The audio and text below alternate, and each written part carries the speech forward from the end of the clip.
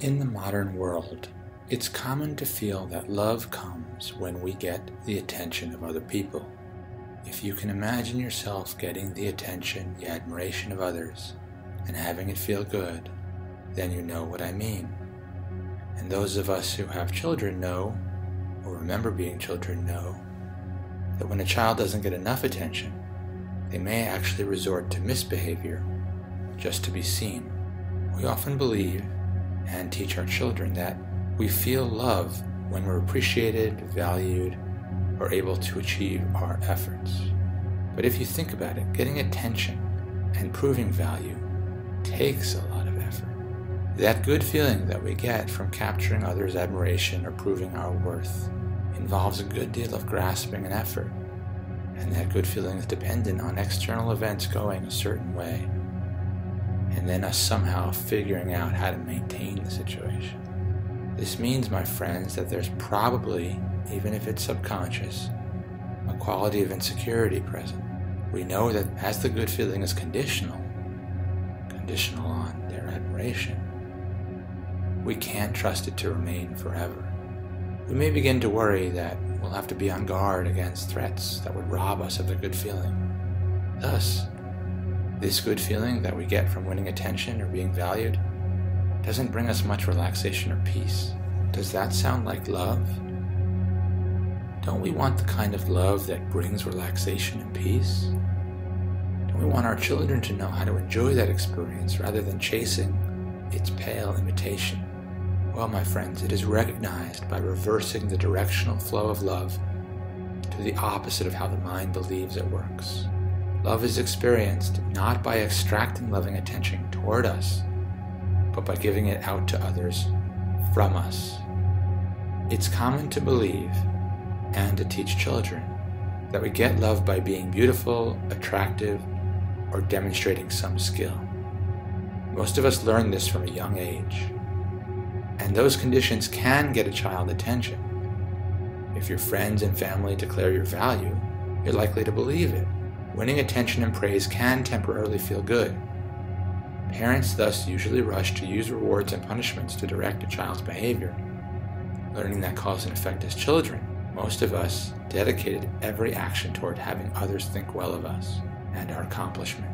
But that takes a great deal of effort. We constantly have to think about what kind of actions, thoughts, and self-image will get me the best positive attention and prove I have the highest value.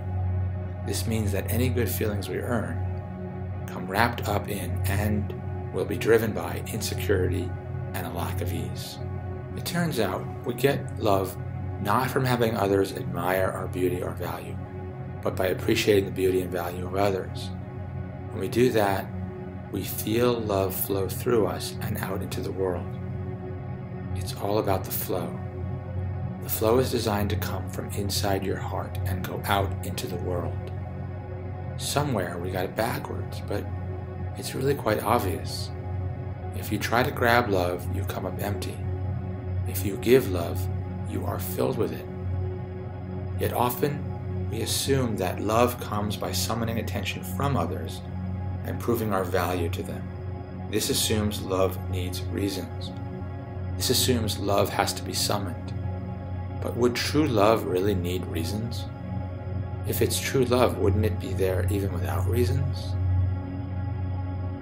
Love is always present, even in the dark times. This may seem hard to believe, but what if love were the same as attention and awareness?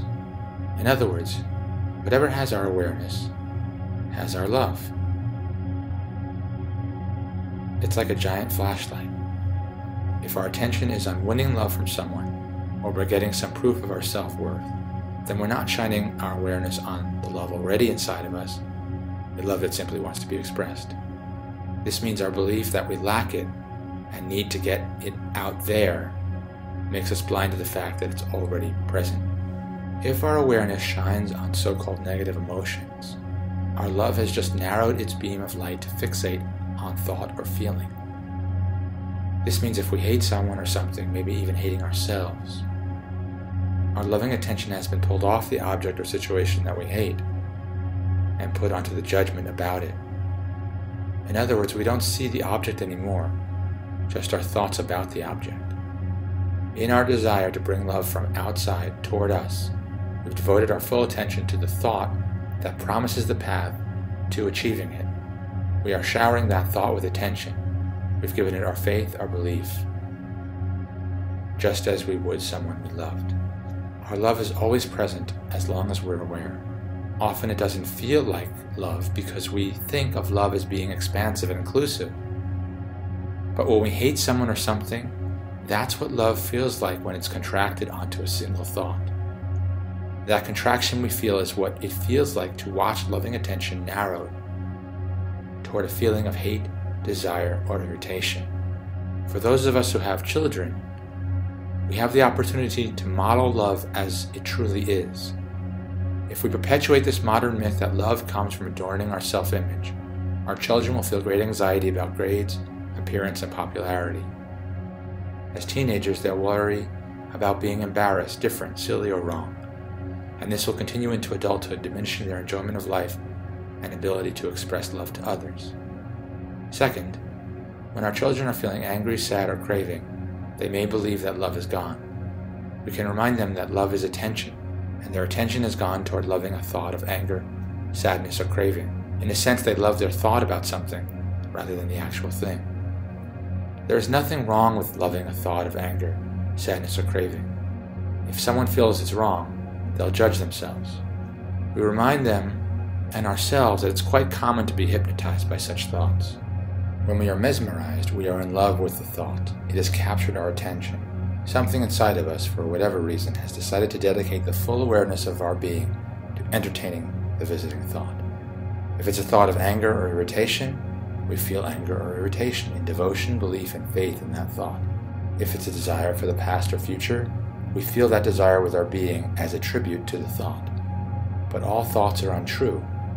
They're just opinions that at best capture only a thin slice of reality. We are more expansive, but our attention has shrunk to fit the narrow mold of thought. Whether it's a desire or aversion, soon the mind will tire of giving that thought attention and it will pass away. What remains, the awareness, is who we are.